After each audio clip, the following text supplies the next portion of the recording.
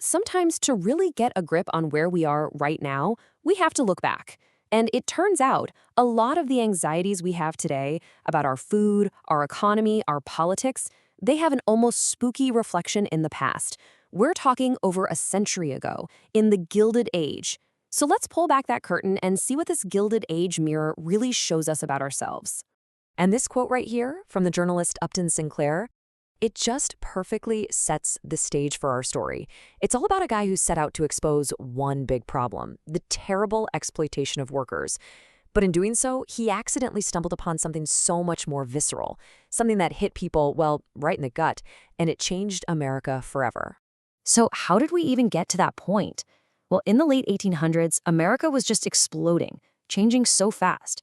People were leaving farms in droves and pouring into cities for factory jobs. And this created a totally new problem. How do you feed millions of people who don't grow their own food anymore? The answer, of course, was industrialization. And this is where it gets crazy, because the parallel is just wow. Back then, food processing meant adding stuff to food to hide that it was spoiled. I mean, we're talking about putting chalk in flour to make it heavier, or adding formaldehyde, a chemical used for embalming, to milk to keep it from going sour. The echo today? It's ultra-processing. Foods that are basically engineered in a lab with synthetic ingredients, not for nutrition, but for a super long shelf life and to make you crave them like crazy. So why were they doing this? Well, back then, the motivation was all about logistics. The challenge was simple: make the food cheap and stable enough so it wouldn't rot on a long train ride. Today, it's a whole different ballgame. The goal is way more sophisticated. It's about scientifically engineering hyper-palatable, that means super addictive, products, and managing these insanely complex global supply chains, all to squeeze out the most profit. Okay, so here's the bottom line.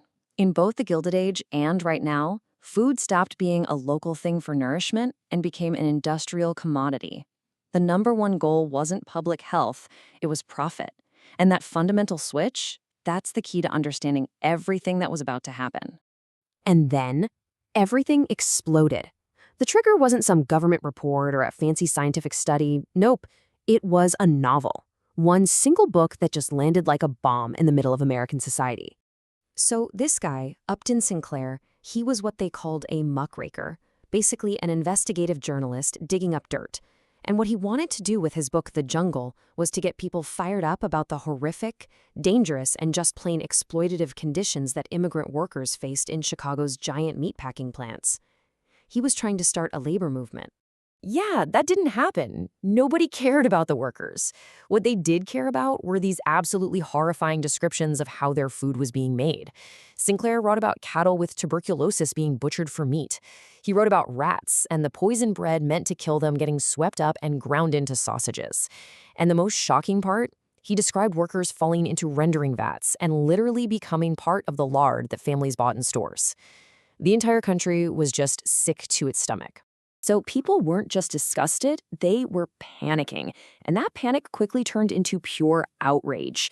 This outrage then lit the fuse on one of the first and fastest regulatory fights in American history. I mean, the public outcry was just insane. People stopped buying meat. The industry's sales just cratered.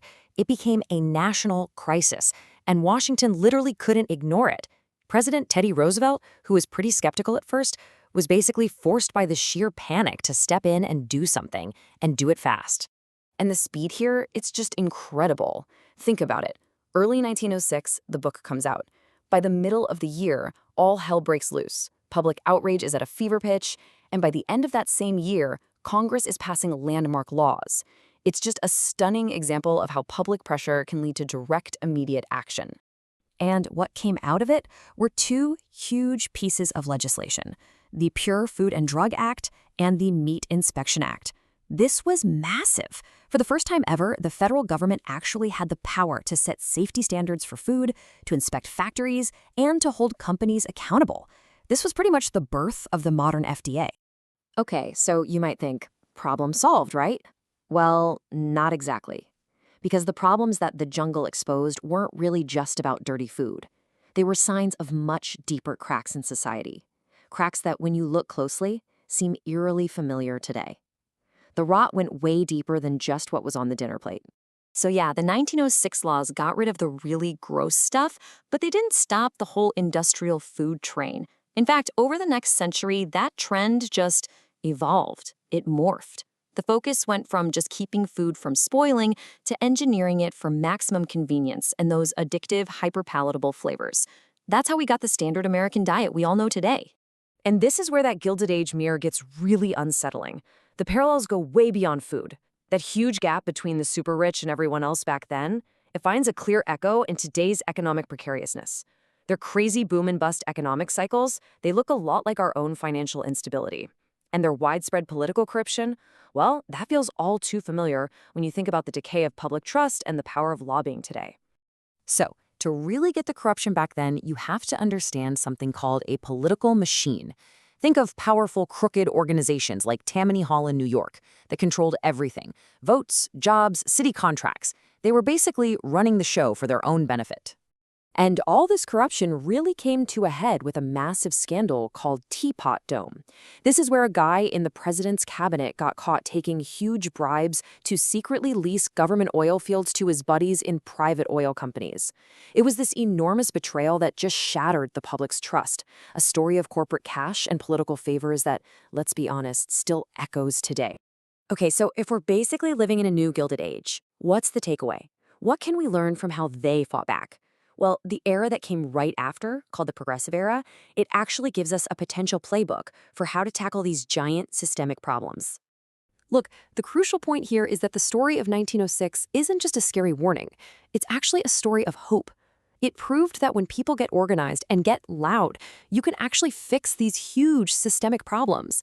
You can force real, lasting change, even when you're up against incredibly powerful corporate and political interests. So if we were to steal a page from their playbook today, what would it look like? Well, first, maybe some serious antitrust enforcement to break up monopolies, whether it's in food, tech, or healthcare. Then, holding companies' feet to the fire with strong regulations on everything from chemical safety to how they treat their workers. And finally, demanding radical transparency from both corporations and the government to start rebuilding that broken trust. So yeah, the challenges we face are huge, and the parallels to the past are pretty unsettling. But history also shows us that there is a way forward. That generation, the people who read The Jungle, they were horrified into action, and they found their fix.